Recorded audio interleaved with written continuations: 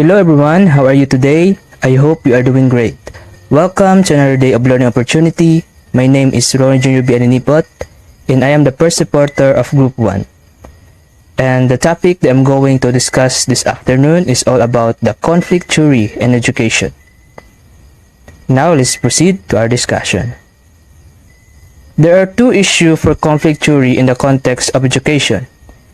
The first issue, how do schools contribute to the unequal distribution of people into jobs in society so that more powerful members of society maintain the best position and the less powerful groups are allocated to lower ranks in society?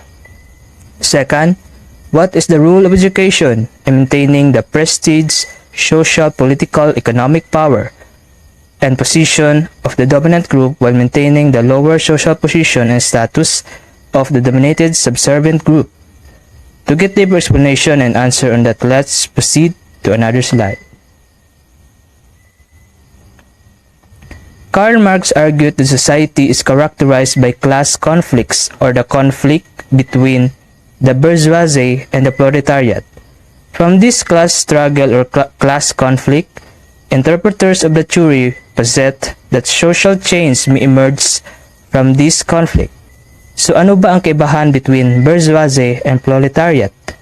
The main difference between bourgeoisie and proletariat is that bourgeoisie refers to the capitalists who own the means of production and most of the wealth in society, whereas proletariat refers to a class of workers who do not own means of production and must sell their labor to survive. Interpreters of this theory posit. So ano bang ibig sabihin nitong posit? Posit is a statement which is made on the assumption that it will prove to be true. So ibig sabihin, interpreters of this theory made on the assumption that it will prove to be true that social change may emerge from this class conflict between bourgeoisie and proletariat.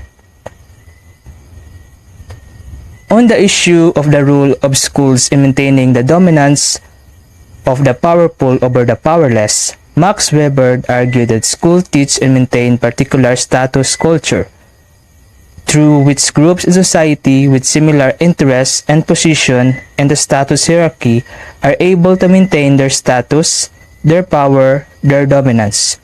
Schools are often seen as rather homogeneous in their composition of students, and they teach to those students thus perpetuating the status culture. So according to Max Weber, dominance of the powerful over the powerless, he argued that schools teach and maintain that particular status cultures, whereas the powerful maintains their status, their power, and their dominance. To give an example, let's take a look on this picture. This picture of a student from a working class home who wants to do well in school. On a Monday, he's assigned a paper that's due Friday. Monday evening, he has to babysit his younger sister while his divorced mother works.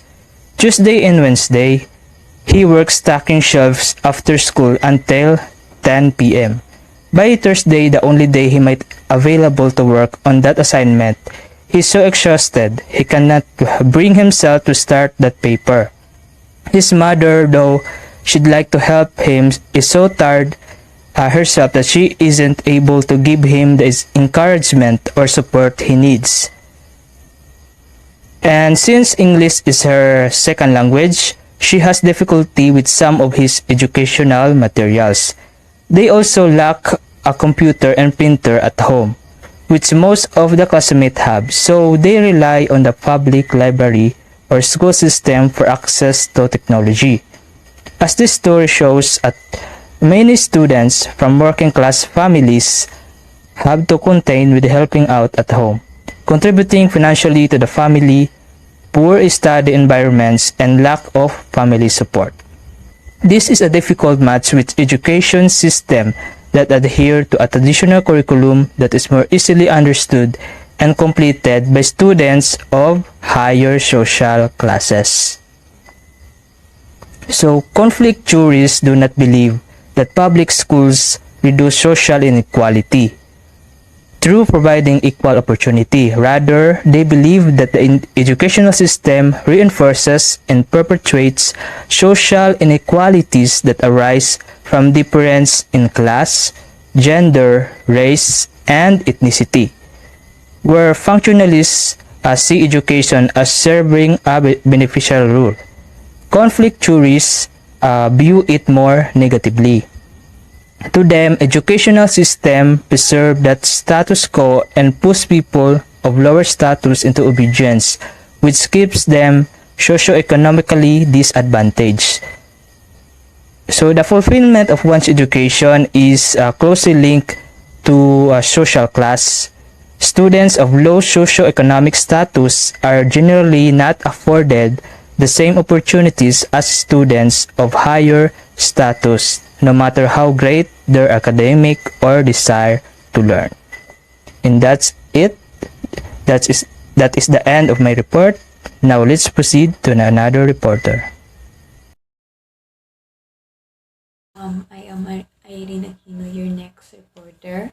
As a continuation to the report of Mr. Aninipot, I was assigned to the topic functionalism, structural functionalism, and other theories. But first, let's talk about functionalism. Functionalism stresses interdependence of social system.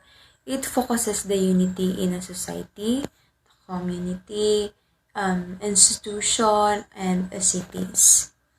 Examine how parts are integrated with each other, on how in one society and how they cooperate, how they integrate with each other. It also compares society that maintains social order or the rules and regulation in the society, the peace and order, by choosing consensus agreement. Next, acknowledge the conflict between groups exists. Functionalism believes also that without a common bond to unite groups, society will integrate. Functionalism also acknowledge the conflict in between groups if still existing in one tradition. The conflict are also in there, and the functionalism also believe that if we don't have unity in one society, society will remain integrates or still cooperate. Now let's talk about structural functionalism.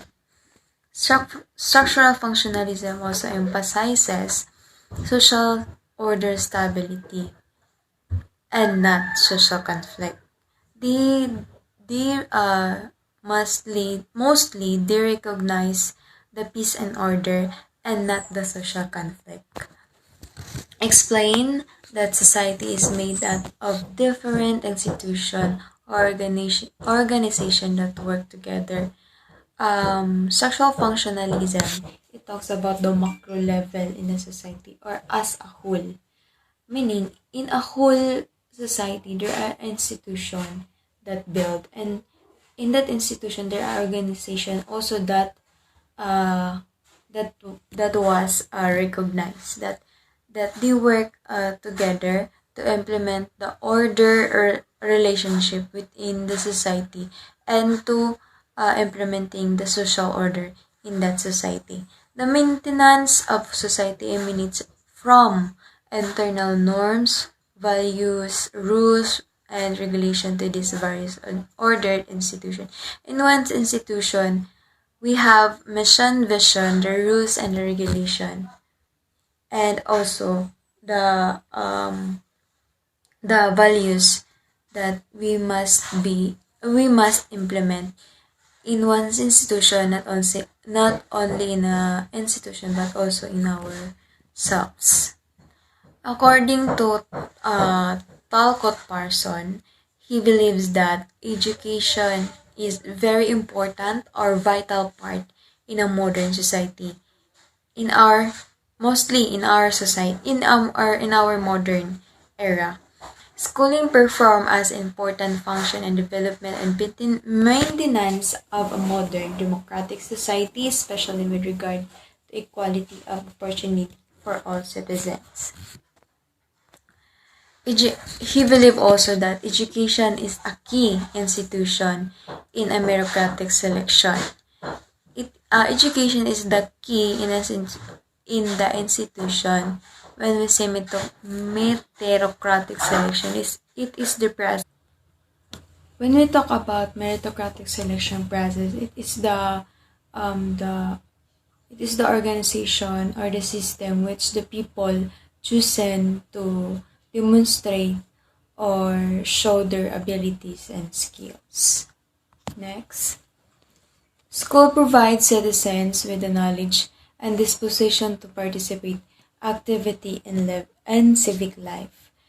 The school also is the instrument so that the student will gain knowledge and they have the position to participate in activities such as in civic life.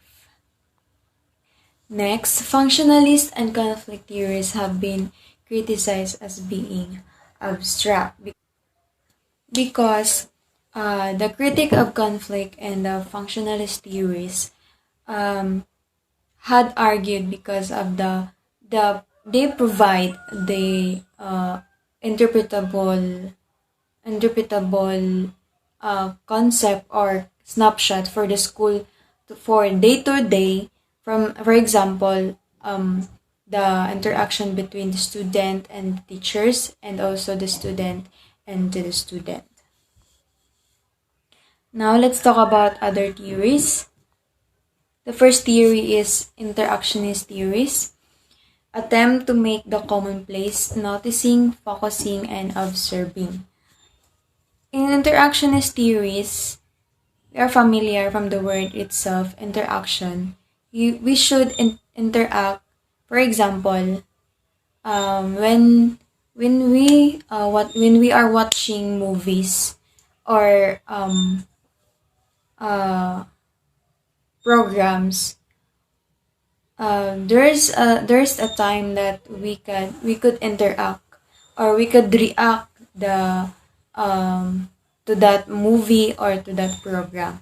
So being interactionist, we should be a more focusing, more observant, and mostly we are in a common place.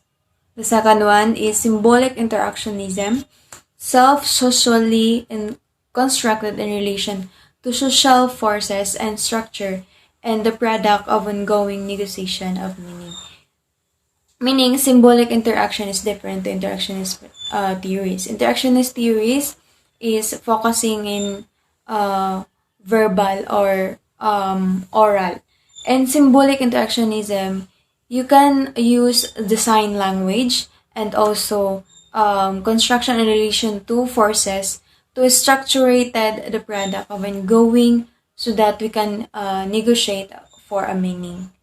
Next, symbolic interactionism is not only interested in socialization but also in interaction and a development of one's ability to express what he or she thinks.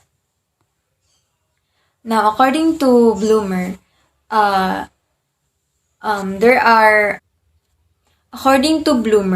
there are two basic forms in social interaction. First is non-symbolic interaction. Non-symbolic interaction, which does not involve thinking. You just rely on it without thinking on it. The second one is symbolic interaction, which requires mental processing, or before you talk or before you give interaction or any reaction in that program or in that movie, you should think more and more. Now, the principles of symbolic interactionism. First, the man being have capacity for thought. The second one is the capacity for thought is shaped by social interactions. The third one is human laws of symbolic interactionism. First, the man being have capacity for thought. The second one is the capacity for thought is shaped by social interactions. The third one is human learn the symbols and the meaning.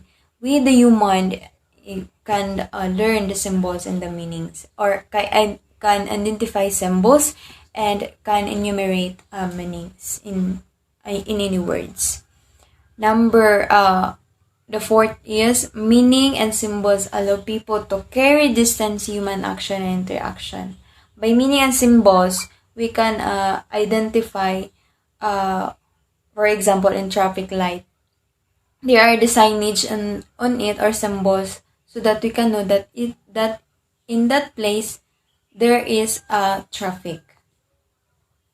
Now, the fifth, people are able to modify meanings and symbols. The sixth one is make modification. The seventh, interaction make group as societies. With interactions, you can create a group in one society. Now, according to Bloomer again, there are important of thinking a symbolic interaction. The first one is the physical objective.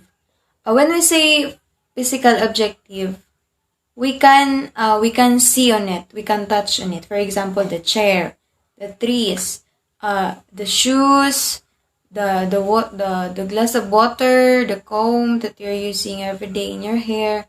And the second one is a social object. When we say social object, it is a noun. The student, the mother, your boyfriend, the girlfriend, your grandma, your grandpa. The social object is you can see it in your society or in your societal environment. The third one is the abstract object, which is the ideas of moral principles, the human created by God and the dignity on it. And that was my report. Thank you for watching and thank you for listening. Good afternoon, everyone. I am Anessa Cabello, and this is the continuation of the report of Ms. Aquino. My topic for today is all about the socio-cultural phenomenon influencing education. We have multiculturalism. Multiculturalism is the phenomenon of multiple groups of cultures existing within one society, largely due to the arrival of immigrants. So it means when there are multiple cultures in a society, they are characterized by people of different races, ethnicities, and nationalities living together in the same community. Next, the term is often used to describe societies, especially nations which have many distinct cultural groups resulting from immigration. So, in reality, immigrants change culture for the better by introducing their new ideas, expertise, customs, and arts. Next, the presence of many cultural groups in a society can lead to anxiety about the stability of national identity, but it can also lead to cultural exchange that can bring benefits to cultural groups. So it means society can lead to anxiety because individuals who migrate experience multiple stress that can impact their mental well-being, including the loss of norms, religious customs, and social support systems. Next, when different cultural groups collaborate with each other, they can accomplish many great works in literature, arts, philosophy, technology, fashion, and all other human endeavors that celebrate the richness of the talents and intelligence of humanity. So it means when different cultural groups collaborate with each other, they can accomplish many great works that celebrate their talents and intelligence. Next is also defined as a policy that emphasizes the unique characteristic of different cultures, especially as they relate to one another in receiving nations. So meaning multiculturalism defined as a view of policy that immigrants and other groups should preserve their culture with the different cultures interacting peacefully within one nation. Next is a systematic and comprehensive response to cultural and ethnic diversity with educational, linguistic, economic, and social components and a specific institutional mechanism. So, multiculturalism is a systematic and comprehensive response because cultural diversity helps us to recognize and respect ways of being. Next is viewed as a model of democratic policy response to culture and ethnic diversity because it corresponds to the ideal of culture of peace based on respect of diversity as well as universally shared values and norms. So meaning, multiculturalism is a model of democratic policy because the essence of multiculturalism is to find a way for decision making that will be in the position to guarantee that the direction towards individual may be accepted in the politics. Next, we have three interrelated reference of multiculturalism. Number one, demographic descriptive. When the word multicultural refers to the existence of linguistically, culturally, and ethnically diverse segments in the populations of a society or state. So, demographic descriptive meaning it signifies a perception that such uniqueness has some social significance primarily because of perceived cultural variances, though these are frequently related with forms of structural discrepancy. Next, we have ideological normative. When the word refers to the management and organization of governmental responses to ethnic diversity, assimilationism, differentialism, and its extreme forms of exclusions, apartheid, ethnic cleansing, and genocide. So meaning the ideological normative usage of multiculturalism establish a specific focus towards management and the organization of government responses to ethnic multiplicity. Next, we have programmatic political. So, when the word refers to the specific policies developed to respond to and manage ethnic diversity, meaning programmatic political, it means a usage of multiculturalism refers to the specific policies developed to respond and manage ethnic diversity.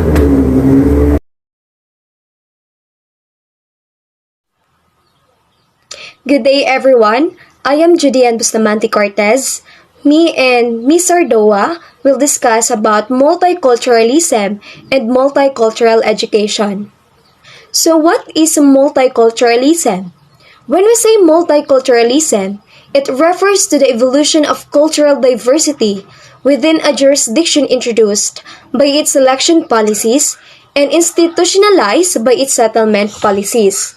With the evolving and growing presence of diverse cultural groups in a society, there arises the need for multicultural education, which is an emerging discipline whose aim is to create equal educational opportunities from diverse racial, ethnic, social class, and cultural groups. So in simple words, this multiculturalism is a state in which all of the society's different cultural or racial groups have equal rights and opportunities, and none are ignored or dismissed, or should I say, regarded as unimportant. So multiculturalism has many benefits. The main one is that it encourages open-mindedness amongst different groups of people, and it dispels negative stereotypes.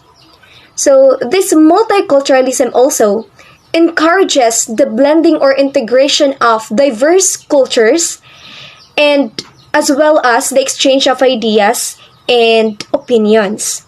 So the exchange of ideas or opinions can result in new corporate innovations and more successful or prosperous working relationships. So let's proceed to multicultural education. So what is multicultural education? Multicultural education is a tool for establishing pride and confidence among students in their unique and special backgrounds. This theory concentrates on the need of including notions of race, class, and diversity while teaching. So according to James Banks in Vega et al. 2015, the goal of multicultural education is to transform the school so that male and female students, exceptional students, and students from diverse cultural, social class, racial, and ethnic groups experience an equal opportunity to learn. So, it is essential to educate and integrate multicultural education in our classrooms or in the schools because it teaches students or learners the importance of accepting diversity and eliminating racism and issues based on ethnicity or varied groups for a better or brighter future. So a multicultural education eventually generates stronger thinkers and increases academic achievements. It can be used as a tool to open students' minds, and it helps to stimulate an understanding of diversity in the classroom and helps to build an understanding and respect for students or people from other cultures. I'll give some ways to embrace multiculturalism in the classroom. So, celebrate different cultural festivals, attempt to learn a bit more about different backgrounds of students in the class. So let's proceed to the other goals of multicultural education. So the first one is to help all students acquire knowledge, attitudes, and skills needed to function effectively in pluralistic democratic society and to interact, negotiate, and communicate with people from diverse groups. So a multicultural education is vital. Why? Because it aims to provide various learners with equal opportunities in school, life, and contributing to the development of a healthy community. One of its primary objectives is to assist all learners or students in acquiring the knowledge, attitudes, and abilities necessary to function in this modern, multicultural, and evolving society. The second goal of multicultural education is to help students acquire the knowledge and commitments needed to make reflective decisions and to take personal, social, civic action to promote democracy and democratic living. So students can make informed decisions and promote democracy and democratic living through multicultural education.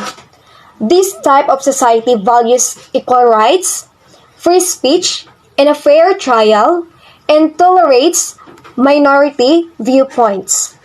So to have a healthy civil society, we must be responsible and be active citizens who value the government system and strive for a common vision of civil life.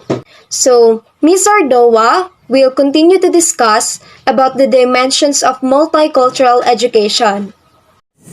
Hello everyone, good day. I am Jasame Sardawa and this is the continuation of the report of Ms. Judy Ann Cortez. So now I am going to discuss the dimensions of multicultural education. So what is multicultural education?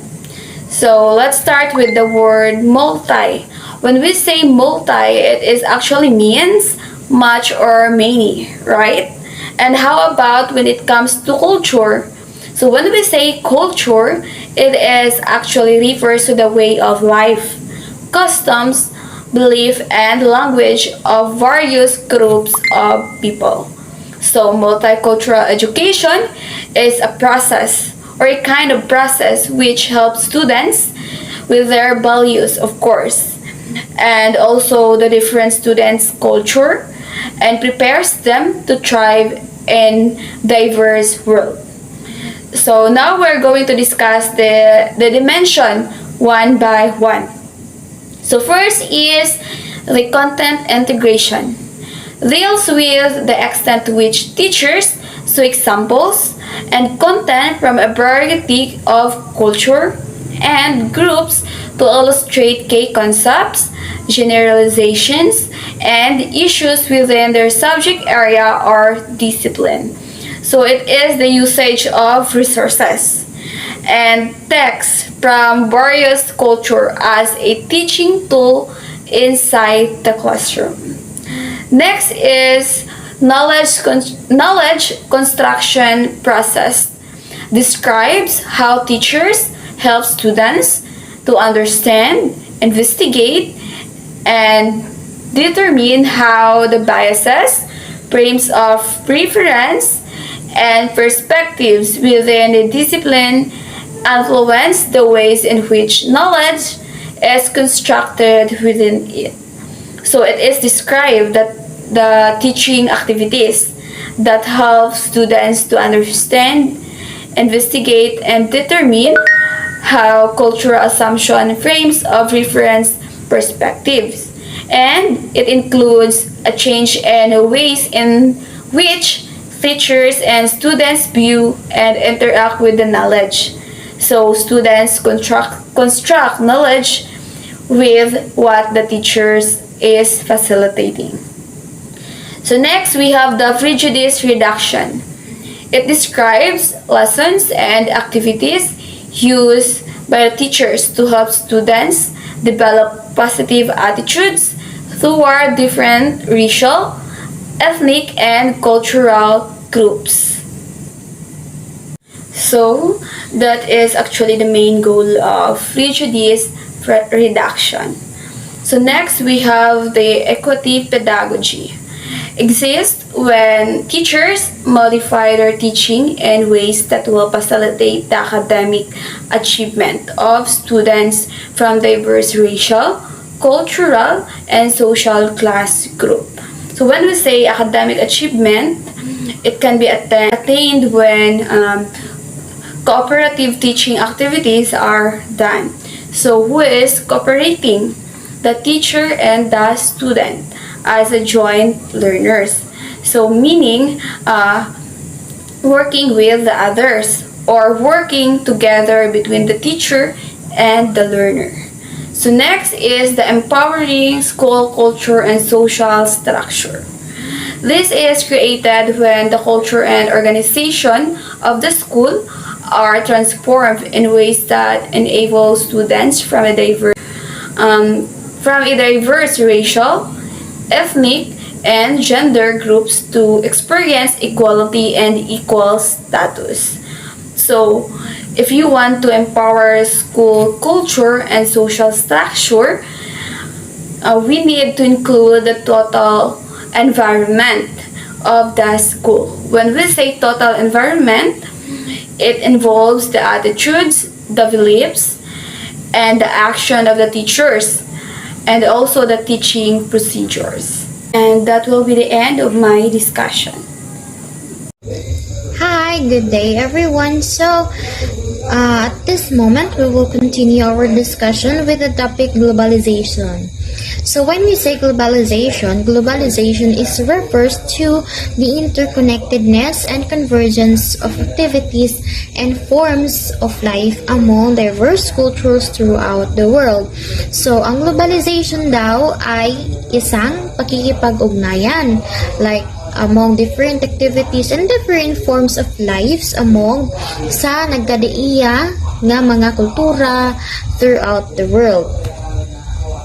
So globalization as a theory seeks to explain the integration of economies, sa ekonomiya, and societies around the world as they are knit together or nakikipag-ugnayan sa pamamagitan ng like travel, the language, values, ideas, trade, labor, financial flows, and of course sa pagkikipag-komunikasyon, it's communication, and for technology. So, the education system, core of the globalization process. Globalization of higher education is becoming increasingly realized in the present times as credentials and proof of competencies are being based more on global standards. So, ang globalization is mas nare-realize siya as of now rather than years ago, like that. So countries embrace globalization as a movement and prompted to get organized to facilitate the flow of economic, political, as well as socio-cultural activities among them. Globalization demands an education that develops higher order thinking skills, higher order cognitive and interpersonal skills, pakikipagkapwa, like that, required for problem solving, problem finding, articulating arguments, and deploying verifiable facts and or artifacts. So motivated by economic factors, economic forces, and driven by digital technologies and communications, globalization links individual and institution across the world with interconnection. So global education aims to extend students' awareness of the world in which they are lived by opening to the diverse heritage of human thoughts and actions and creativity. So in analyzing and finding solutions, global human problems, global education employs interdisciplinary and multidisciplinary approach. Okay, so when we say interdisciplinary approach, as stipulated, it is an approach to curriculum integration that generates an understanding of themes and ideas that cut across disciplines and of connections between different disciplines and their relationship to real world. So when you say multidisciplinary approach, this focus to redefine problems outside normal boundaries, supported by different approaches from various academic disciplines and rich solutions based on the new understanding and complex situations. So here are the objectives of global education and are to develop learners. First is the ability to think critically and ethically. Second is the ability to effectively access, interpret, evaluate, and apply information. Third is the essential for facing a constantly changing work environment. Fourth is for continuing self-education, and last is for participation as an ethical and responsible members of global society. So this shows the aspects of globalization. So what are those aspects of globalization? First is the industrial or transnationalization, the informational globalization, the political globalization, the globalism, the financial globalization, and the cultural globalization. So when we say industrial globalization or the transnationalization, it is the rise, refers to the rise and expansion of multinational and transnational enterprises. When we say financial globalization, it refers to the emergence of worldwide financial markets and better access to external financing for corporate, national, and subnational borrowers. For political globalization, it refers to the spread of political spheres of interest to regions and countries outside neighborhood of political, state or non-state actors, and the potential information of a global citizen movement. The information globalization, it refers to the increase of information flows between a geographical remote location. The cultural globalization refers to the growth of cross-cultural contacts where people of the world get a better understanding and appreciation of cultural diversity and a plurality. And the globalism last, it refers to the universal, the international impulse of the world which is connected or magkakaugnay. It refers to the connection among cultures, the connections among the nations and the people. So it's the desire to consume and enjoy foreign products and ideas, adapt new technologies, and practice and participate to world culture. So, pakikipag-ugnayan sa iba't ibang bansa or in different countries as a whole nation.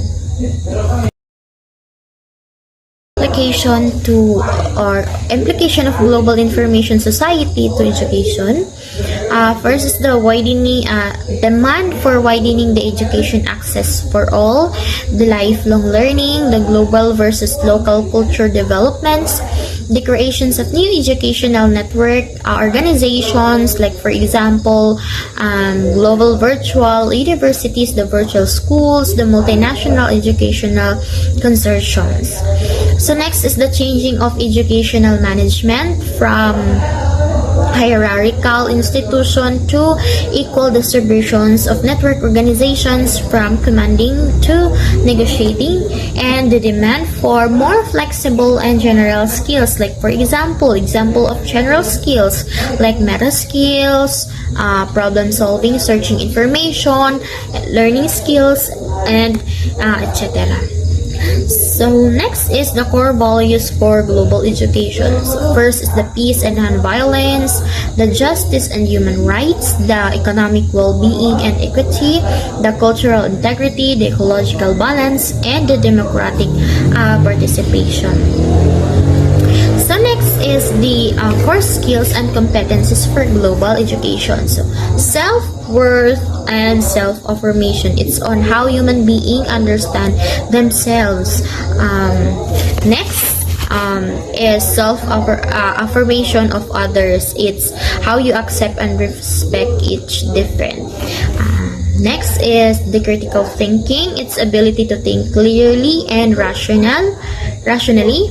Effective communication skills. It's including active listening, effective communication,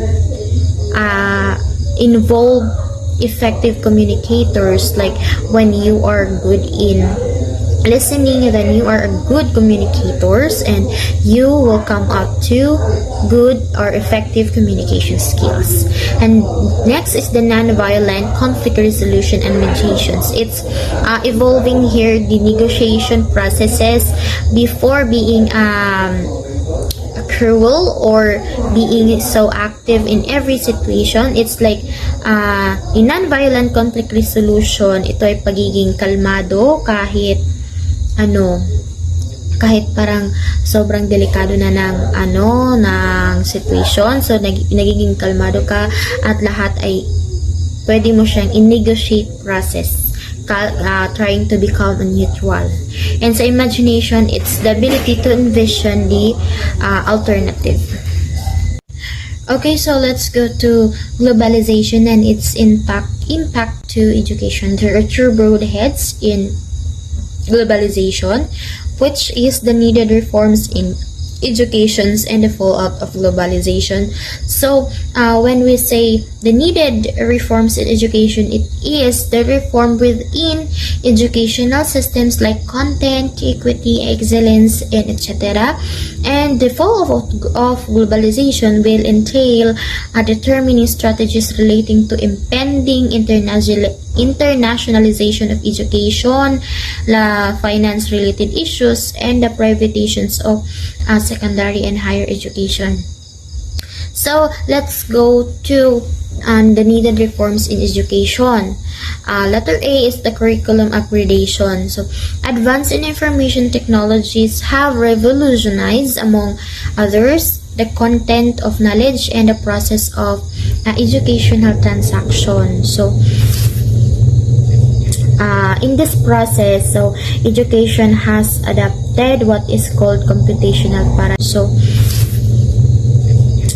In this process, so education has adapted what is called computational paradigm. So, pag sinabi natin computational paradigm, ito ay ang paggamit ng computer metaphors, like use of computer metaphors to understand how human beings understand themselves and the world around them.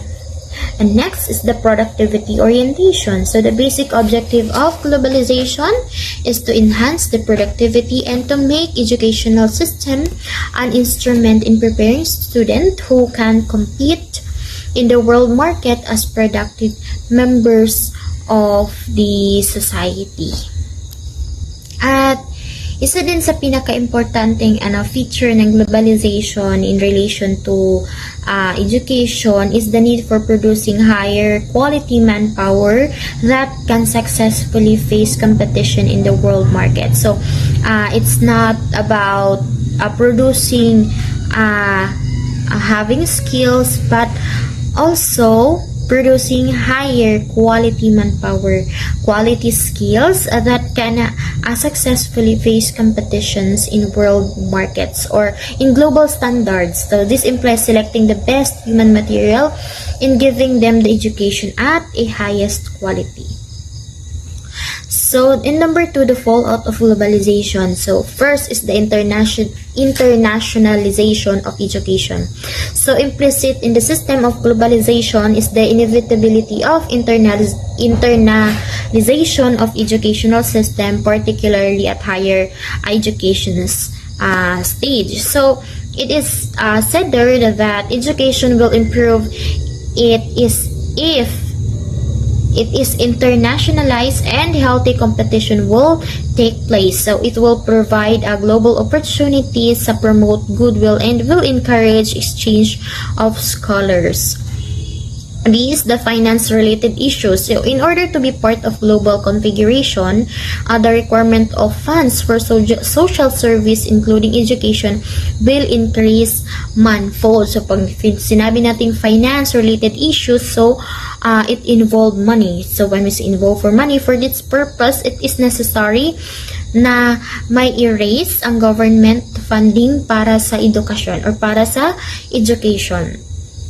And last is the privatization of a secondary and higher education. So, as a corollary to the suggestions of reducing public investment in the secondary and higher education, plea has been made to hand over these sectors to private institutions. So,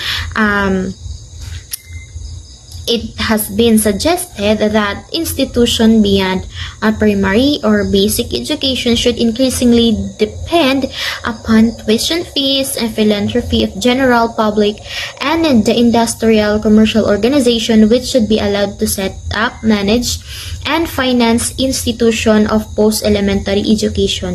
So, pag privatization, which means parang ipa-private na ang mga secondary and higher education.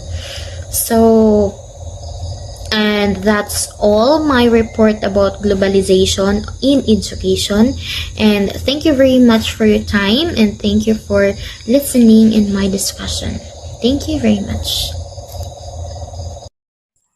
Good day everyone, my name is George D. Guzman and I'm from Group 1 Reporters.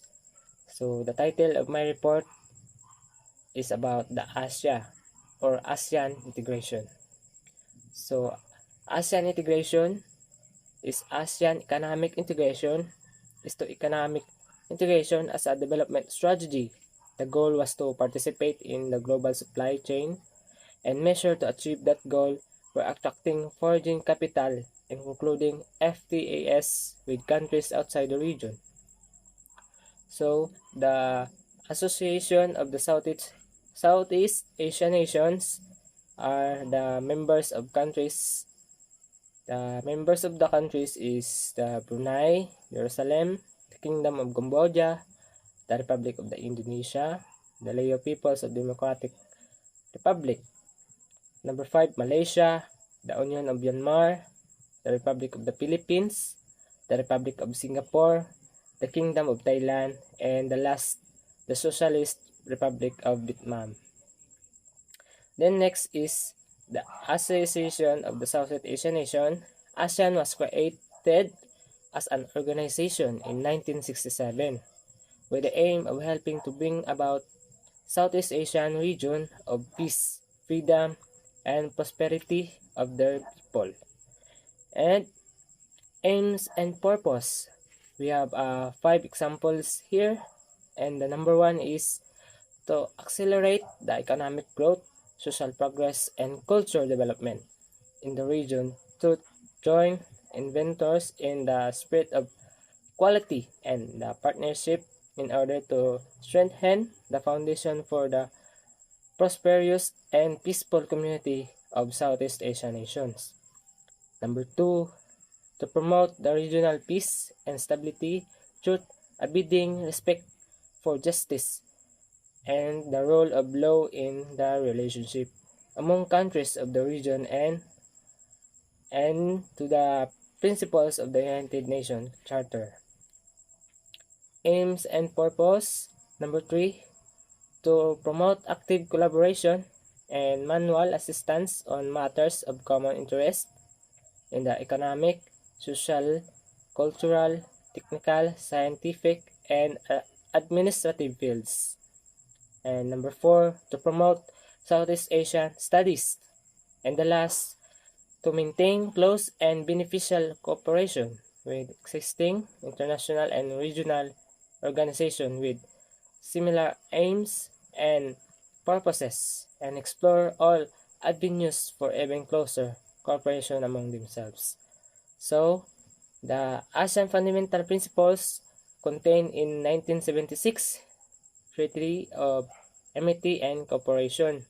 So, we have 7 examples here. And the first, manual respect for the independence, sovereignty, equality, territory, integrity, and national identity of all nations.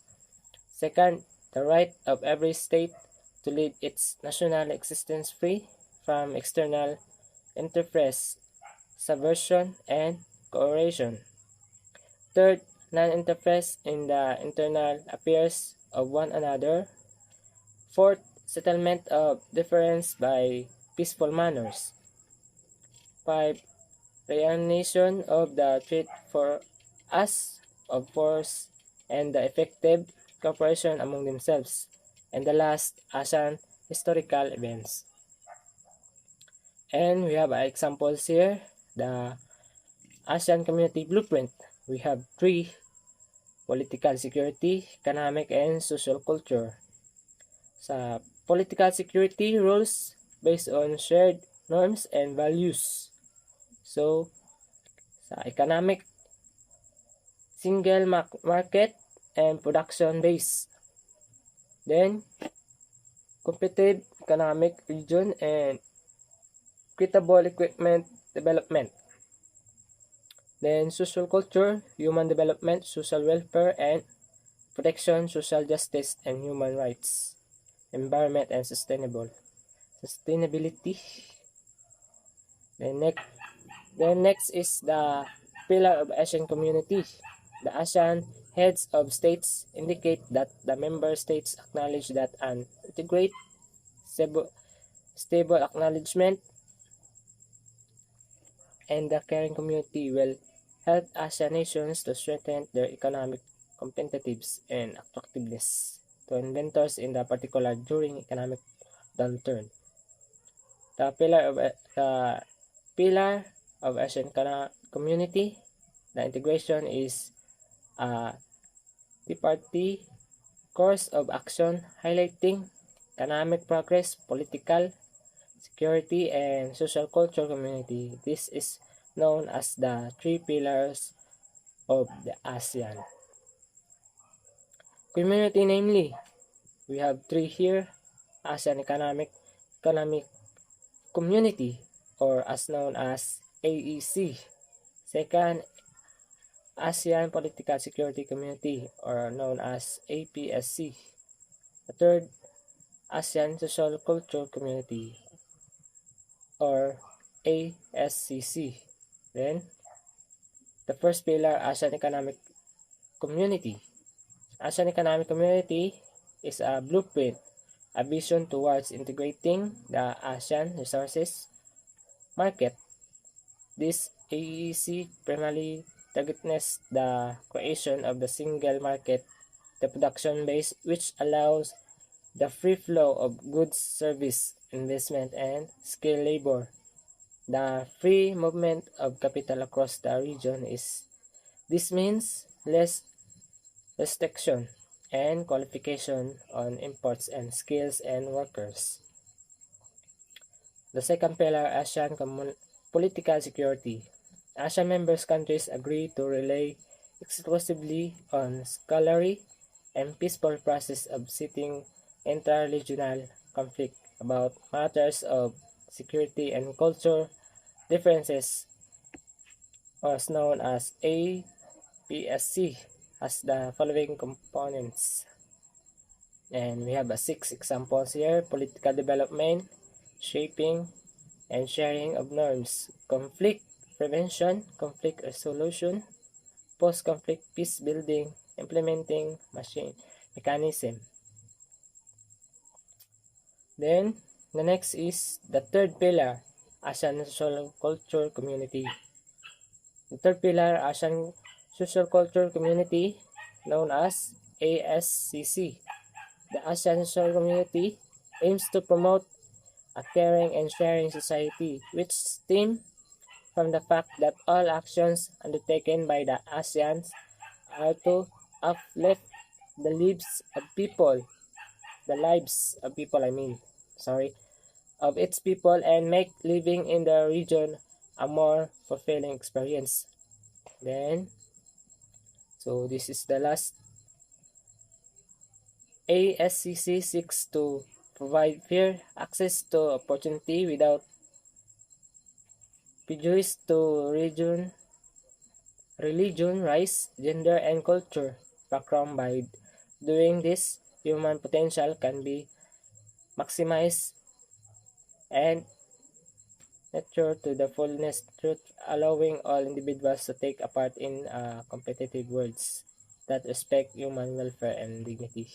So this is the end of our report. Thank you.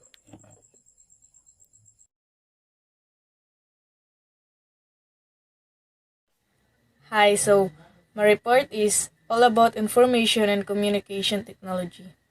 So in information and communication technology, in education consists of the hardware, software, network media for the collection, storage, processing, transmission, and presentation of information as well as related services.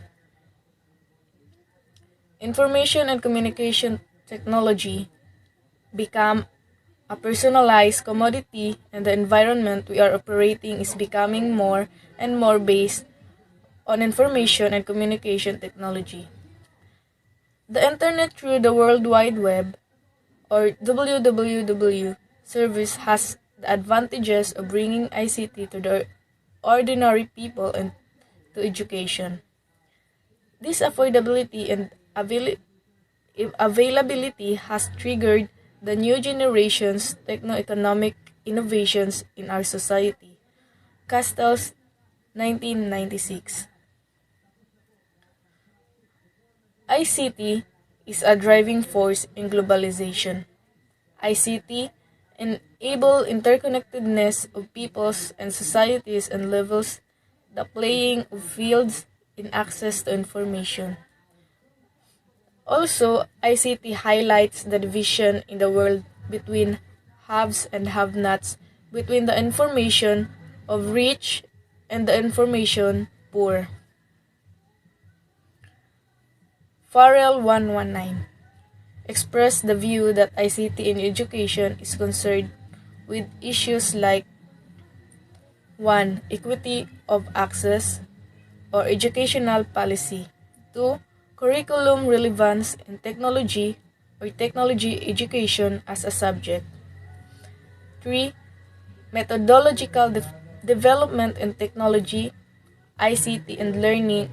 And lastly, cultural sensitivity or cultural globalization. ICT in education initiatives and their contributions to Millennium Development Goals.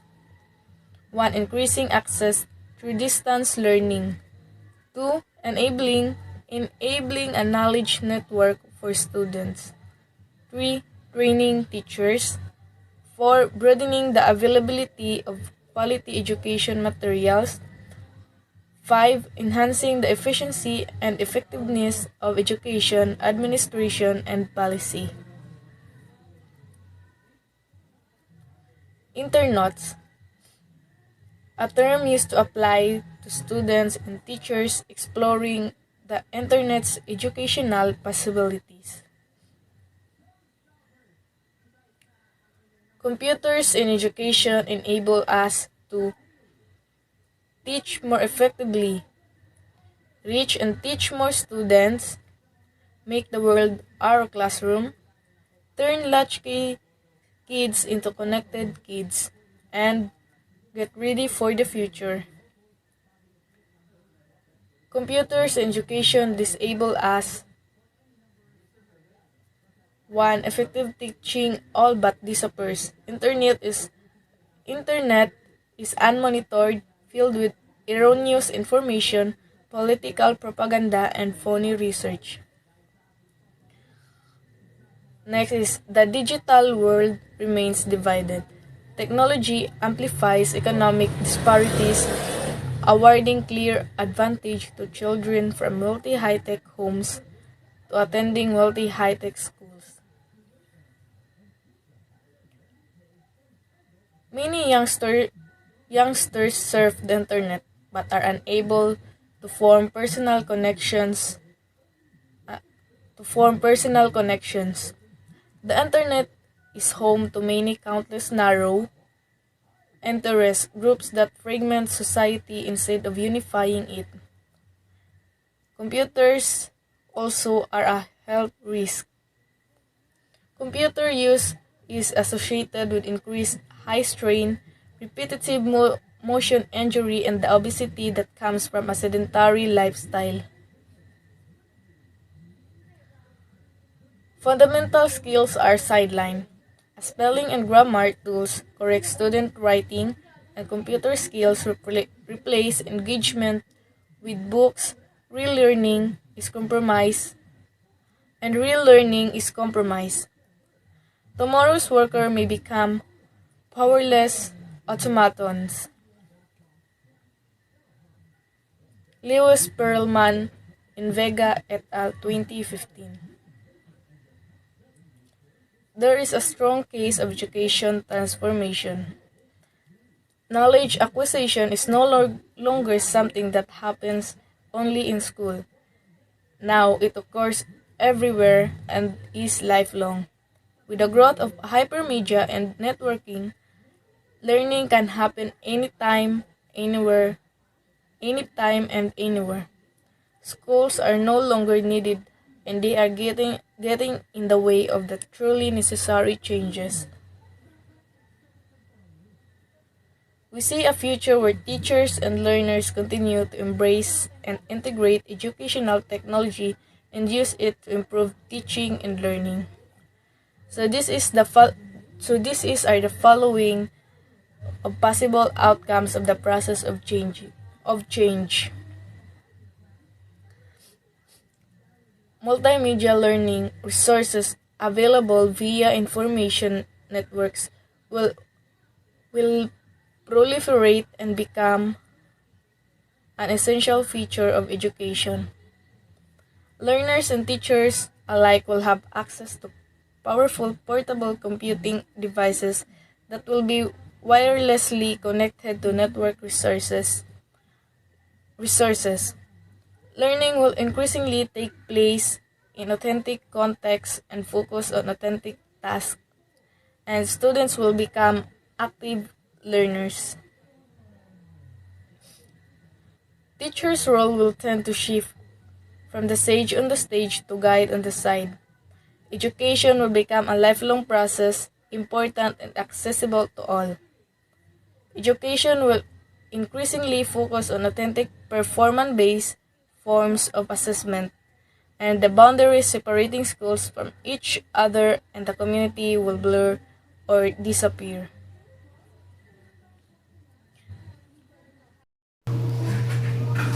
Hello everyone, my name is Gerson Jan Villegas. Me and Miss Jesame Betada will discuss about gender and development and theories.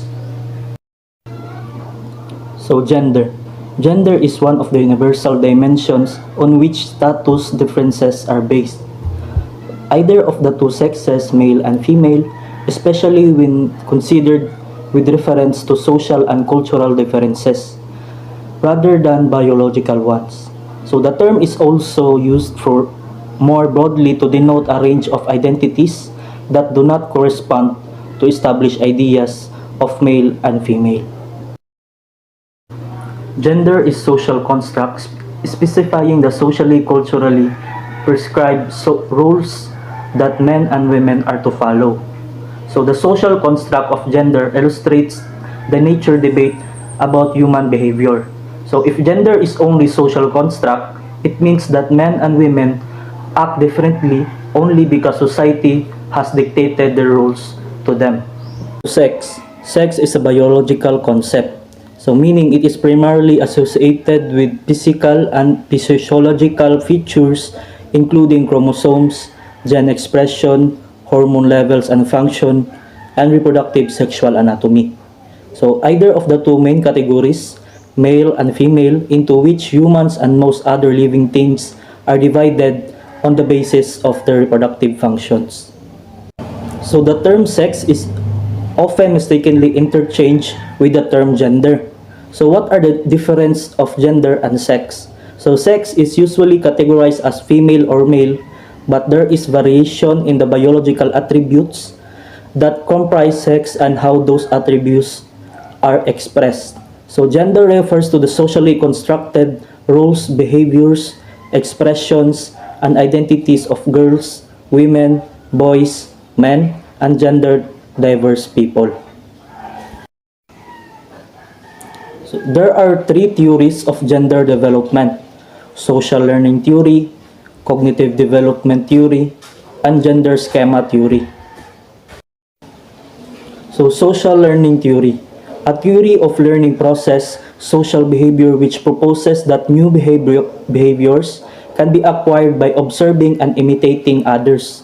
So social learning theory believes that parents, as distributors of reinforcement, reinforce appropriate gender role behaviors by their choice of toys, by arguing boy or girl behavior, and by reinforcing such behavior, parents encourage their children to engage in gender appropriate behavior. So if the parents have good relationships with the children, they become models for their children to imitate, encouraging them to acquire gender-related behavior. Thus, children are reinforced or punished for different kinds of behavior. They also learn appropriate gender behavior from other male or female models. So, example of this is, on simple terms, social learning theory is the study of learned behaviors through the observation, modeling, and imitating of new behaviors that are reinforced by other people or models. So as a result, new behaviors either continue to cease depending on how they are reinforced or rewarded in the social environment. So social learning theory examples in everyday life are common, with one of the most evident being the behaviors of children as they imitate family members, friends, famous figures, and even television characters. If a child perceives there is a meaningful reward for such behavior, they will perform it at some point. So next is cognitive development theory. So cognitive development theory suggests that children's intelligence undergoes changes as they grow. So cognitive development in children is not only related to acquiring knowledge. Children need to build or develop a mental model of their surrounding world. So the theory deals with the nature of knowledge itself and how humans gradually come to acquire, construct, and use it. So some examples of cognitive development are talking with your baby and naming commonly used objects, letting your baby explore toys and more move about, signing and reading to your baby, and etc. So cognitive development theory explains gender development in conjunction with the cognitive development of children as speculated by Lawrence Kohlberg based on the original theory of Jean Piaget about how children develop their ability to think and reason. So Piaget theorized that from about 2 to 7 years old, corresponding to preschool years, children's intelligence is initiated in nature. So there are four Piaget stage theory describes the cognitive development of children. So cognitive development involves changes in cognitive process and abilities. In Piaget's view, early cognitive development involves processes based upon actions and later progresses to changes in mental operations. So the first stage is the sensory motor stage. So from birth to 2 years. So during this earliest stage of cognitive development, infants and toddlers acquire knowledge through sensory experience and manipulating objects. So a child's entire experience at the earliest period of the stage, so it occurs through basic reflexes, senses, and motor responses. So during the sensory-motor stage, children go through a period of dramatic growth and learning. As kids interact with their environment, they continually make new discoveries about how the world works. So the second stage is the pre-operational stage from 2 to 7 years. So the foundations of language development may have been laid during the previous stage. So but the emergence of language is one of the major hallmarks of the pre-operational stage of development. So at this stage, kids learn through pretend play but still struggle with logic and taking the point of view of other people. So they also often struggle with underestimating or understanding the idea of constancy. So the third stage is the concrete operational stage from 7 to 11 years. So while children are still very concrete and literal in their thinking, at this point in development, they become much more adept at using logic. So the egocentrism of the previous state begins to disappear as kids become better at thinking about how other people might view a situation. So while thinking becomes much more logical during the concrete operational state, it can also be very rigid. Kids at this point in development tend to struggle with abstract and hypothetical concepts. So during this stage, children also become less egocentric and begin to think about how other people might think and feel. So kids in the concrete operational stage also begin to understand that their thoughts are unique to them and that not everyone else necessarily shares their thoughts, feelings, and opinions. So the fourth and the last stage is the formal operational stage from 12 years and up. So the final stage of Piaget's theory involves an increase in logic, the ability to use deductive reasoning, and understanding of abstract ideas. At this point, adolescents and young adults become capable of seeing multiple potential solutions to problems and think more scientifically about the world around them.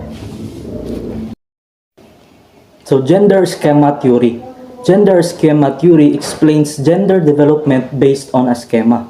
So what is schema? Schema is a mental blueprint for organizing information. So gender schema theory was formally introduced by Sandra Bem in 1981 as a cognitive theory to explain how individuals became gendered in society and how sex-linked characteristics are maintained and transmitted to other members of a culture.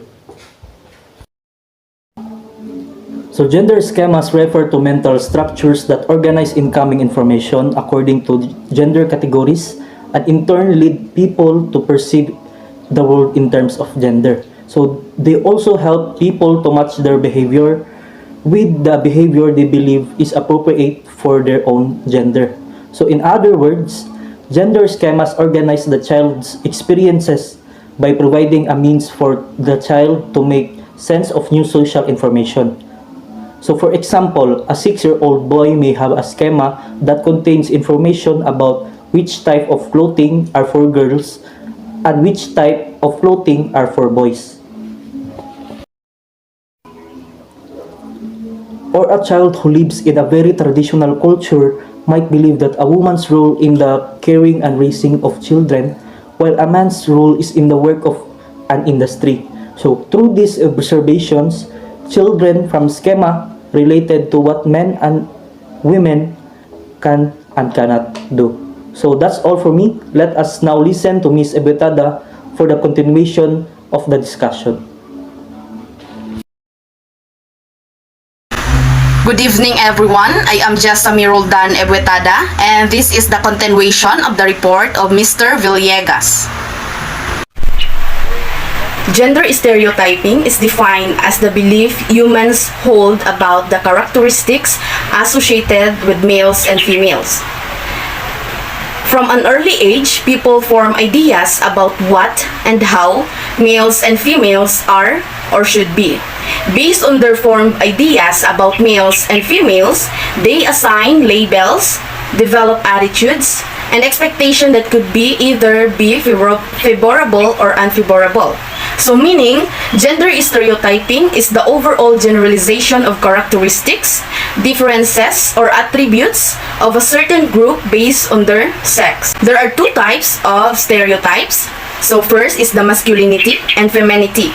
So this both refers to behaviors, attitudes, attributes, norms, hierarchy of values, manners, occupations, social rules, and relations associated with men and women within a particular society.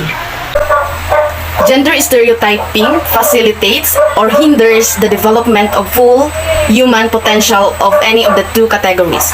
So these are the problems occur in gender stereotyping. So first, when characteristics associated with a particular gender have a negative image. Second, when a unique individual is assumed to have all the characteristics associated with his or her gender. So for example of this, girls are good in English, boys are good in math, girls are more emotional and indecisive, boys don't cry, they are brave, strong, and can be dependent on. Gender stereotyping is mainly visible in physical appearance, domestic behavior, occupation, and personality traits. When we say physical appearance, women should be slim and short compared to men.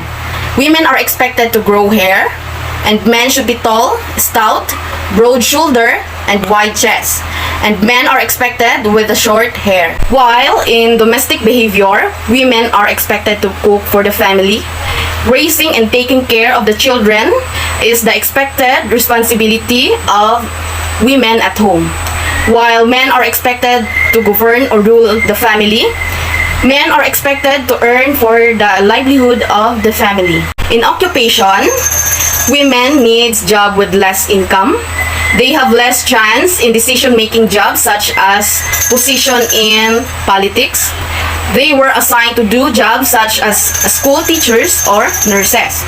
While men needs job with a high income, they enjoy all jobs that demands decision-making situations like doctors, politicians, and engineers. And for personality traits, women are weaker, less competitive, less adaptable to harsh environments. Women are shy, passive, submissive, and expected to be more concerned about cleanliness. While men are more tolerant, acceptable, tough, and aggressive. So men are expected to be usually lazy and messy. There are three types of gender ideologies. So when we say gender ideologies, it is attitudes regarding appropriate rules, rights, and responsibilities of a women and men in the society. So the first gender ideology is the transitional gender ideology. Second is egalitarian gender ideology. And last is the transitional gender ideology. Traditional gender ideology maintains that men's sphere is work and women sphere is the home. So traditional gender ideology refers to individuals' expectation for gendered segregation between work and family responsibilities. So the implicit assumption is that men have a greater power than women. Traditional gender ideology believes based on gender inequality and distinct responsibilities for women and men. So as you can see in the picture, men do all the responsibilities at work and women do all the responsibilities at home. Second is egalitarian gender ideology. So this maintains that power is distributed equally between men and women and that each group identifies equally with the same spheres. So egalitarian gender ideology refers to the idea that individuals should have access to the same rights and opportunities irrespective of their sex and should be treated according to the same principles, norms, and standards. So this kind of gender ideology believes based on gender equality. So there is no gender rule distinction and men and women share family responsibilities equally. And last is the transitional gender ideology. So it is acceptable for women to devote energy both work and family domains, but they should hold proportionally more responsibility for the home, and men should focus their energy more proportionally on work.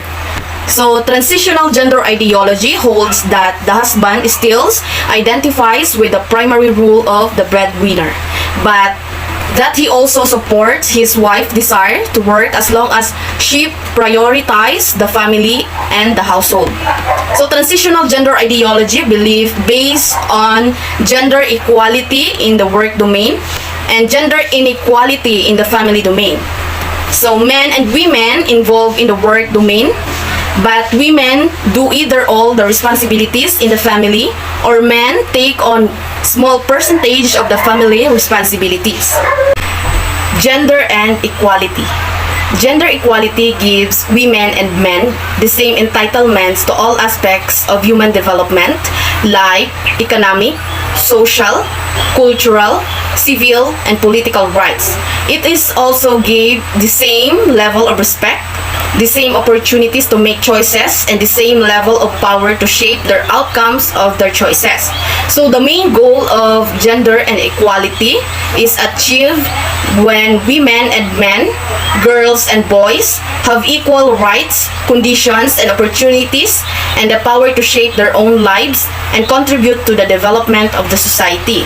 So it is a matter of equitable distribution of power, influence, and resources in the society. Research from around the world has shown that gender inequality tends to slow down economic growth and make the rise from poverty more difficult. To understand the link between gender inequality and difficulty to rise from poverty, we have the following. First, half of the world's population is female. Research shows that women and girls tend to work harder than men. Women are more likely to invest their earnings on their children. Women are major consumers as well as consumers. Women shoulder critical life-sustaining responsibilities without which men and boys could not survive, much less enjoy high levels of productivity. So these are the points of reflection. First, according to Herda Lerner in the creation of patriarchy, gender is a costume, a mask, a straitjacket in which men and women dance their unequal dance. Second, as Alan Wolf observed in the gender question, of all the ways that one group has systematically mistreated one another, none is more deeply rooted than the way men subordinated women. All other subordination pale by contrast. Then what are the implications of gender inequality? The role of schools in promoting gender equality. And that would be all. Thank you.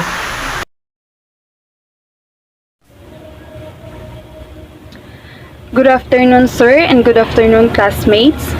The topic that we will be going to discuss is all about the teacher in the 21st century society.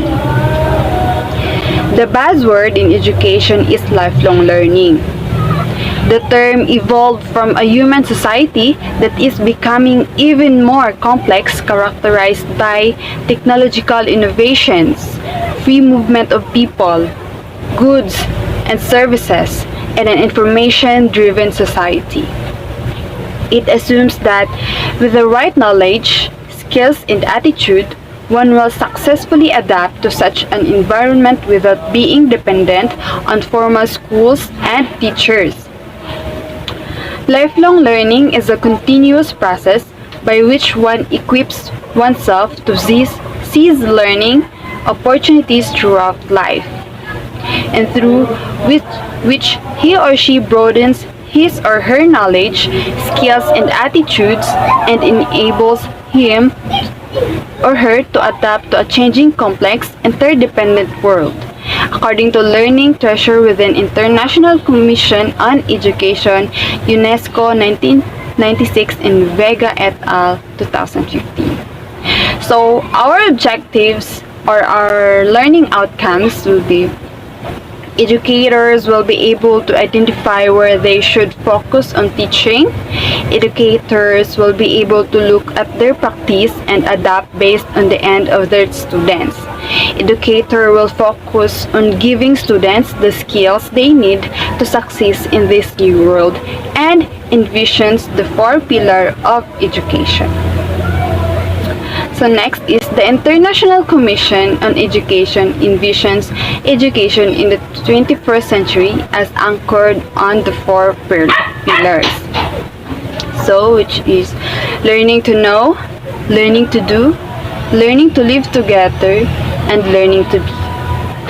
The 4 pillars stresses that this individual or the students must be equipped to seize learning opportunities throughout life, broaden one's knowledge, skills, attitudes, and adapt to a changing, complex, and independent world. So now we will going to talk about the 4 pillars. And the first is learning to know. Learning to know implies learning how to learn by developing one's concentration, memory skills, and ability to think. It includes the development of the faculties of memory, imagination, reasoning, problem solving, ability to think in a coherent and critical way. Learning to know involves the development of knowledge and skills that are needed to function in order to live in the world well. This focuses on the brain of the students. When individuals know how to learn on their own, it is assumed that they will develop knowledge and skills needed to function productively in the first century skills. Learning how to learn presupposes the following learn-to-learn skills. Learning to read with comprehension, listening, observing, asking questions, data gathering, note-taking, accessing, processing, and selecting information. The focus on students' ability to learn how to learn has shifted the role of teachers from provider of knowledge and information to being a facilitator by which students are able to learn on their own because the teacher has successfully empowered students with the necessary skills. We may use here the analogy of a beggar asking for food. If you give the beggar a fish, you only feed him or her for a day. But if you teach him or her how to fish, you feed him, her for a lifetime. That is exactly the role of a teacher in the 21st century. Teaching students how to learn, if teachers are able to do that, then they are able to teach them for a lifetime. And then, to be able to do that, teachers must facilitate the development of values and skills for searching for knowledge and wisdom. Learn how to learn, a taste of learning throughout life, critical thinking, tools and processes for understanding, intellectual curiosity. With those acquired skills, learners are expected to be transformed, which means that they become more enlightened, more empowered, and more enriched. They in turn will be able to transform their own family and the society in general. Learning is not simply the acquisition of things learners need to know, but more importantly is that they are able to do something useful with what they know. Here comes the second pillar of education, which is learning to do. It implies the application of what learners have learned or known into practice. This is closely related to technical vocational education and work skills training. It emphasizes how one's knowledge acquired in school can be applied in practice in the world of work. According to Zhou 2006 in Vega et al. 2015 points out that learning to do involves the acquisition of skills that enables individuals to effectively participate in global economy and society. Focus on education in relation learning to do is the launching of learners into a lifelong continuum of knowledge, values, attitude, competencies and skills, and the development of new knowledge and skills that are required by changing work environment. Learning to do is about the skill to be successful or focused on the goals on how students will be effective in the future, such in the future profession. Technical vocational education must not only focus on the development of new knowledge and skills, but also on the need for values in education and training associated with life skills, the development of one's ability to manage his or her life and time effectively, capacity for teamwork, responsible corporate and global citizenship, and democracy. In summary, learning to do involves putting innovatively what one knows into practice through skills development, practical know-how, development of competence, life skills, personal qualities, and attitudes. It is a dynamic, holistic, and lifelong process through which mutual respect, understanding, caring and sharing, compassion and social responsibility, solidarity, acceptance, and tolerance of diversity among individuals and groups ethnic, social, cultural, religious, national, and regional groups, are internalized and practiced together to solve problems and to work towards a just and free, peaceful, and democratic society. So next is, it is only within the context of peace that one will be able to put into practice what one is able to know. It is only within the context of a peaceful society that one will become productive in all spheres of his life. Thus, the pillar of learning to live together is the next anchor of education in the 21st century. Learning to live together involves the development of social skills and values such as respect and concern for others, social and interpersonal skills, and the appreciation of diversity. The role of the teacher in relation to learning to live together. First is the helps the students to develop an understanding of other people and appreciation of interdependence. Second is help students realize the value of being able to live together with others. Third, provide a safe and accepting learning environment. Fourth, help students develop life and career skills, social and cross-cultural skills. Cultural skills, flexibility and adaptability. Fifth is help students develop self-awareness, self-esteem, empathy, respect for others, active citizenship, local and global identity, and appreciation of diversity. The fourth pillar of education is geared towards the development of the whole person, an integrated, holistic individual, and the learning to be.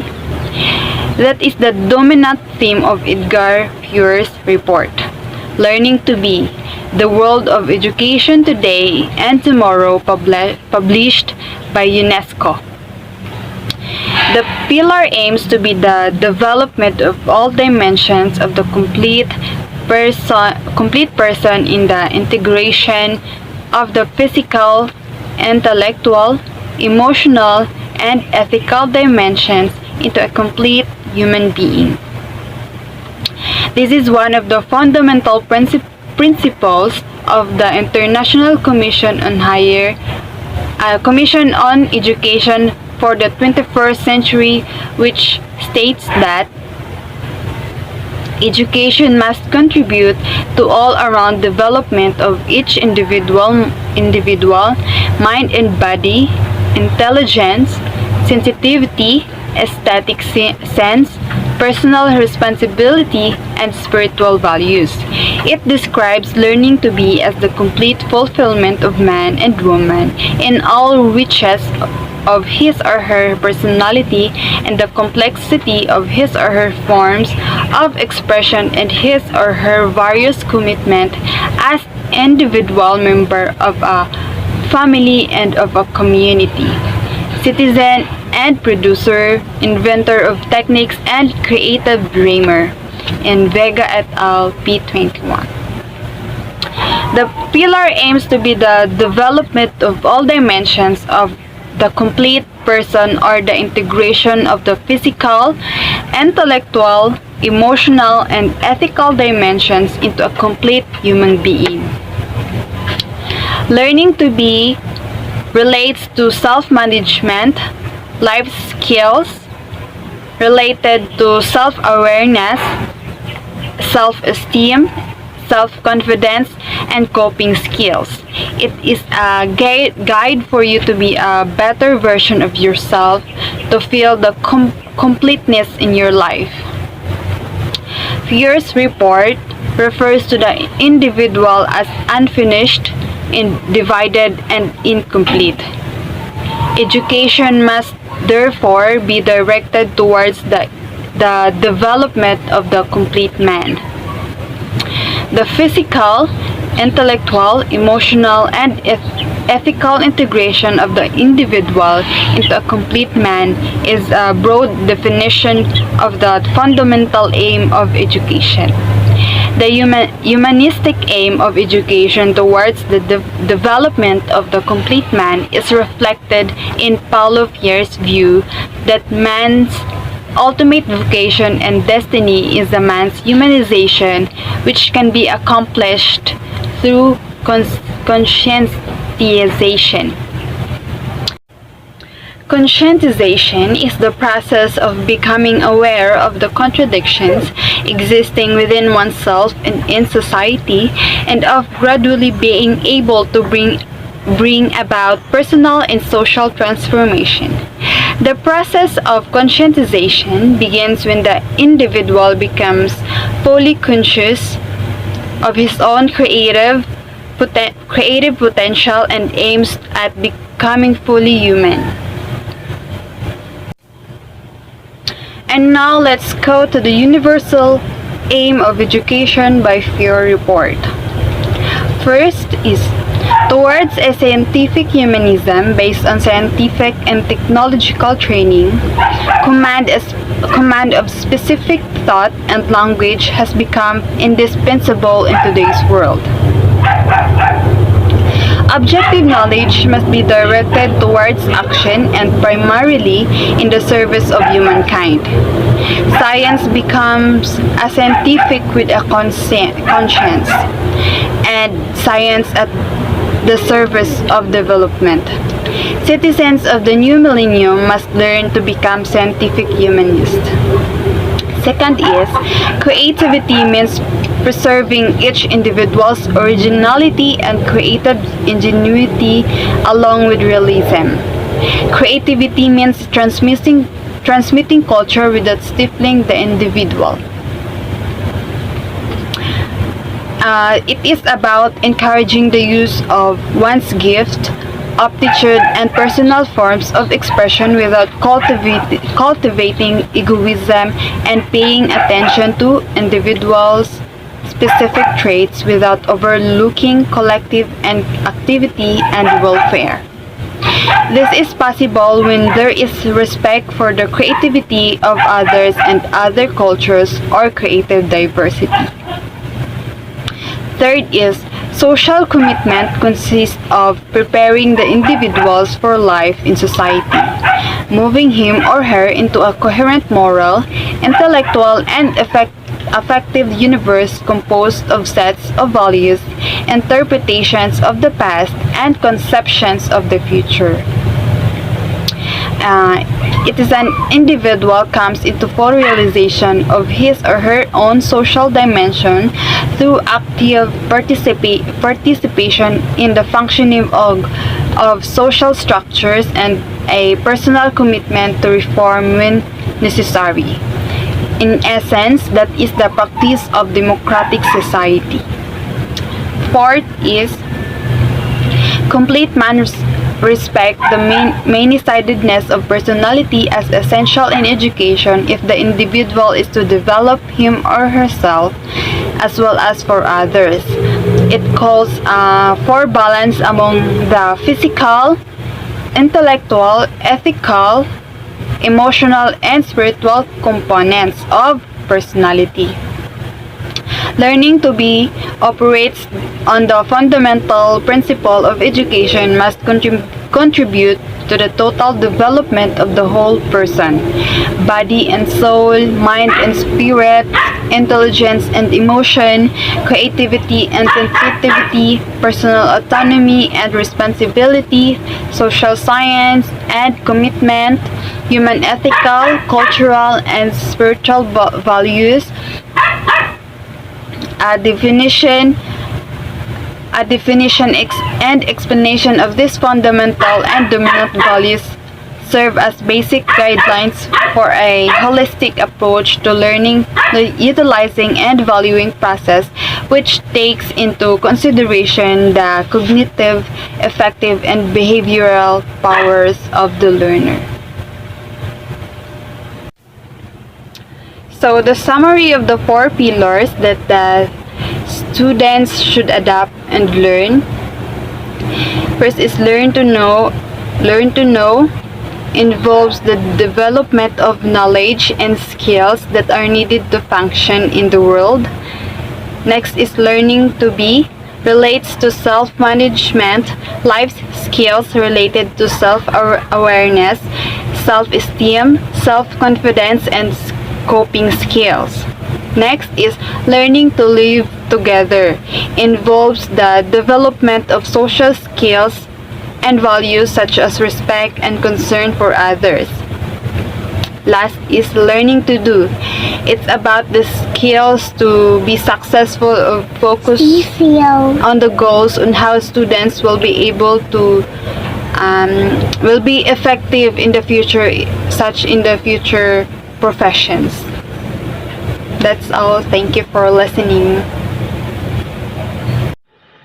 Good afternoon, everyone. Now we will talk about the related social philosophical views. So first here is the pragmatism. So pragmatism is our philosophy which is based on change, process, and relativity. It consists of knowledge as a process in which reality is constantly changing. It assumes that learning occurs as the person engaged in problem solving which is transferable to a wide variety of subjects and situations. So both the learners and the environment are constantly changing. So ito ay isang mundo ng filosofiya na nakabatay sa pagbabago, proseso at sa mga kaugnayan. Naisip ito na ang kaalaman bilang isang proseso kung saan ang katotohanan ay nagbabago. Ipinapahayag nito na ang pagbabago ay nangyayari habang ang tao ay nakikibahagi sa pagludas ng problema na naililipat sa iba't ibang uri ng paksa o sa iba't ibang uri ng sitwasyon. Pareho na ang mga mag-aaral at ang kapaligiran ay nagbabago. So, pragmatism is an educational philosophy that says education should be teaching students the things that are practical for life and encourage them into grow better people. Pragmatism is an approach to learning and teaching that focus on keeping things practical. And it's all about doing practical things to get results that involves practical lessons that have value to the life of the learners. So next is the pragmatist. Pragmatists reject the idea of unchanging universal truths. Truth is relevant and knowledge must be the result of the testing and verification. To them, teaching should focus on critical thinking. Teaching is exploratory rather than explanatory, and method is more important than subject matter. So according to pragmatists, students learn best through their experiences. A pragmatic teacher, therefore, would not be sort of a teacher who does not rote learning. Rote learning, this means learning things by heart. Those simple examples of rote learning include memorizing the alphabets and the numbers. So rote learning is a learning technique which focuses on memorization. The major practice involved in rote learning is learning by repetition, by which students commit information to memory in a highly structured way. Instead, the teacher would ask students to go off and experience. The example is the PE activities and the laboratory. So by practicing rote learning exercises, we are all able to recall more information and often we can retain it for life. Next is the progressivism. Progressivism is an educational philosophy whose main philosophical base is found in pragmatism. For progressivism, the aim of education is to promote democratic social living. It believes that knowledge must lead to growth and development. It is a living process. Knowledge that must focus on active and relevant learning. The role of the teacher is to guide for problem solving and scientific inquiry. Its curriculum is based on students' interests, addresses human problems and affairs. Interdisciplinary subjects matter and on activities and projects. So in these views, promote democratic social living. It is a form of society which favor equal rights and freedom, especially the LGBTQ. Progressivist believes that education should be a power of ongoing growth, not just a preparation for becoming an adult. Example is our class. We are in groups a lot and we actively learn through discussions. It is an educational movement started by John Dewey that says students learn based through their own experiences. So in this view, there have an key points that accepts the impermanence of life and inevitability of change. Need-based relevant curriculum teaches learners the skills to cope with change. Considered students' interests and needs. Teaching is more focused on the teaching of skills or process in gathering information and in use of problem-solving experimental methods. So, ang pagtuturo ay higit na nakatuon sa pagtuturo ng mga nakasanayan o proseso sa pagtanggap ng impormasyon at sa paggamit ng mga pamamaraan sa paglutas ng problema. For John Dewey. John Dewey is a great educational pragmatist and a major proponent of progressivism. Viewed education as a process for improving human condition. He saw schools as specialized environments within the larger social environments. Curriculum is based on a child's experiences and interests and prepared the life for life affairs. Subject matters was interdisciplinary. Dewey emphasized problem solving and scientific method.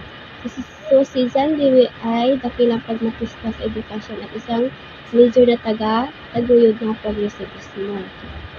Nakita niya na ang mga paaralan bilang dalubhas sa kapaligiran sa loob ng mas malaking kapaligiran panlipunan. Tinitingnan niya ang edukasyon bilang isang proseso para sa pagkabuti ng kalagayan ng tao. Ang kurikulum ay batay sa mga karanasan at interes ng isang bata at inihahanda ang anak into the future.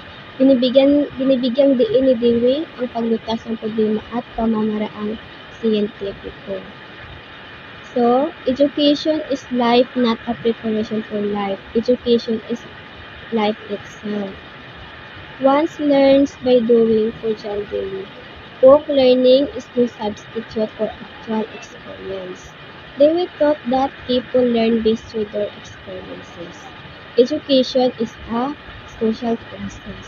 Education is a movement. So next is the social reconstructionism. Social reconstructionism is aimed to improve and reconstruct society. Education is for change and social reforms. Knowledge focused on skills and subjects needed to identify and ameliorate society's problems. It requires active learning that is concerned with contemporary and future society. The role of the teacher is to serve as an agent of change and reform. Teachers help students become aware of problems confronting humankind. The curriculum is focused on social science and social research methods, the examination of social, economic, and political problems. So Reconstructionist educators focus on a curriculum that highlights social reforms as the aim of education. Society is in need of constant reconstruction or change, such as social change involves a reconstruct of education in reconstructing the society. Man, to a significant degree, plan and control his society. Man has the intellectual, technological, and moral potential to create a world civilization of abundance, health, and human capacity. So in this view, ang layunin ay mapabuti at muling buuin ang lipunan. Ang edukasyon ay para sa pagbabago at panipunang lipunan. Nakatuon ito sa mga kasanayan at paksang kailangan upang matukoy at mapahusay ang mga problema ng lipunan. Ang tungkulin ng guro ay magsilbing ahente sa pagbabago at reforma. Tinutulungan ng mga guro ang mga mag-aaral na magkaroon ng kamalayan sa mga problemang kinakaharap ng sangkatauhan. Ang kurikulum ay nakatuon sa mga agham panlipunan at mga pamamaraan ng pananaliksik sa lipunan. Ang pagsusuri sa mga suliraning panlipunan, ekonomiko at pampubliko. Nakatuon ito na ang pagtuturo ng Reconstructionista ay isang kurikulum na nag-highlight sa reformang panlipunan bilang layunin ng edukasyon. Ang lipunan ay nangangailangan ng patuloy na muling pagtatayo o pagbabago. Ang ganitong pagbabago sa lipunan ay nagsasangkot ng muling pagtatayo ng edukasyon sa muling pagtatayo ng lipunan. Tao ang isang makabuluhang antas na may plano at kayang kontrolin ang kanyang lipunan. Tayo rin ang ma-intelektual, teknolikal at moral na potensya na lumikha ng isang daigdig na sibilisasyon ng kasaganahan, kalusugan at kapasidad ng tao. The pedagogy of the oppressed. Believe that education should enlighten the masses about their oppressions, prompt them to feel dissatisfied with their condition, and give them the competencies necessary for correcting the identified inequities. For Priory in Maninga's 2016, education is a field by which people could learn more about their capacity as human beings to enhance the knowledge that they already have. So the pedagogy of the oppressed is the education is formed as an act depositing in which the students are the depositories and the teachers is the depositors. So in this philosophy, in his philosophy, feel the students which the content of his narration context, which detached from reality, disconnected from the totality that engendered them and could give them significance. So, si Paulo Freire is naniniwala na edukasyon ay dapat maliwanagan tungkol sa kanilang pang-aapi. Udyukan sila na hindi nasisiyahan sa kanilang kalagayan at bigyan sila ng mga kakayahan na kinakailangan para iwasto ang mga natukoy na hindi pagkapantay-pantay na trato. Para kay Freire, ang edukasyon ay isang kasangkapan kung saan mas matuto ang mga tao tungkol sa kanilang kapasidad bilang tao upang mapahusay ang kaalaman na mayroon sila. So, according to Freire's philosophy, educational is the cultural action for freedom, an act of knowing and not the act of memorization. He also said that education is the practice of liberation because it frees the educators from slavery of silence. So Freire argues that oppressed people can regain their humanity in the struggle for liberation, but only if that struggle is led by oppressed people. This introduced that central problem of the book, how to create an education system with oppressed people, for oppressed people only. That Georgian Habermas philosophy emphasized that education's goal is emancipation of awareness, competences, and attitudes that people need to take control of their lives. In this view, educated people do not follow social conventions without reflection. So in his philosophy, Habermas' theoretical system is devoted to revealing the possibility of reasons, emancipation, and rational critical communications. This is a latent in modern institutions and in the human capacity that deliberate and pursue rational interest. So, in his philosophy, binibigyang diin niya ang layunin ng edukasyon na pagpapalaya ng kamalayan, kakayahan at ugali na kailangan ng mga tao para kontrolin ang kanilang buhay. Sa ganitong pananaw, ang mga edukadong tao hindi sumusunod sa mga social conventions without reflections. So next is Theodore Bramel. Argued that social reconstructionists were committed to facilitating the emergence of a new culture, believed that schools should be help students develop into social beings dedicated to the common good. George Kant believed that society must be totally reorganized to promote the common good. So, in his philosophy, Theodore Bramel founded social reconstructionism as a response to the honor. He believed that education had a responsibility to mold human beings into a cohesive and compassionate society. So, ang social reconstructionist ay nakatuon sa pagpapadali sa paglitaw ng isang bagong kultura. Naniniwala na ang mga paaralan ay dapat tumulong sa mga mag-aaral na maging ang mga kalipunang nilalang na nakatuon sa kabutihang panlahat. Naniniwala si George Gauss na ang lipunan ay dapat naganap na muling organisahin upang itaguyod ang kabutihang panlahat. Harold believed that schools should engage children in critical analysis of society in order to improve it. Naniniwala na ang mga paaralan ay dapat makisali sa mga bata sa kritikal na pagsusuri ng lipunan upang makabuti ito.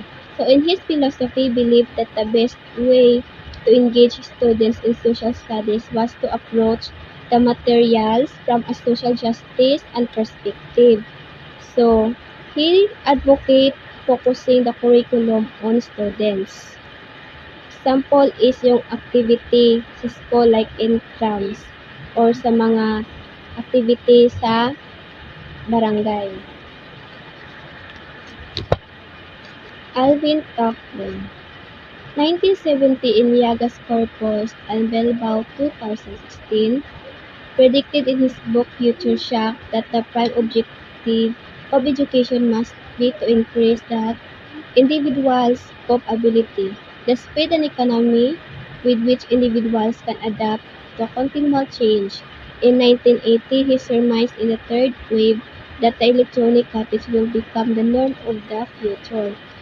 Here will be a transformation for our technological system and our energy base into a new technospheres.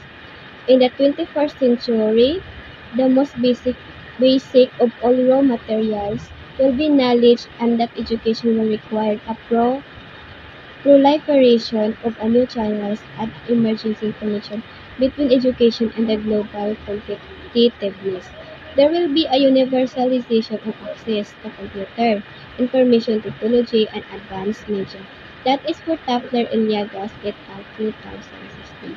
So in his philosophy, overall, Toffler has demonstrated that knowledge and technology are the two powerful determinants in facilitating changes in society, and thus brings the society to an unprecedented process of transformation to a new type of order. He termed as the third wave society. So, ang layunin ng edukasyon ay upang mapataas ang kakayahan ng mga individual, ang bilis at ekonomiya kung saan ang mga individual ay maaaring umangkop sa pagpapatuloy ng pagbabago. Last is John Naisbitt.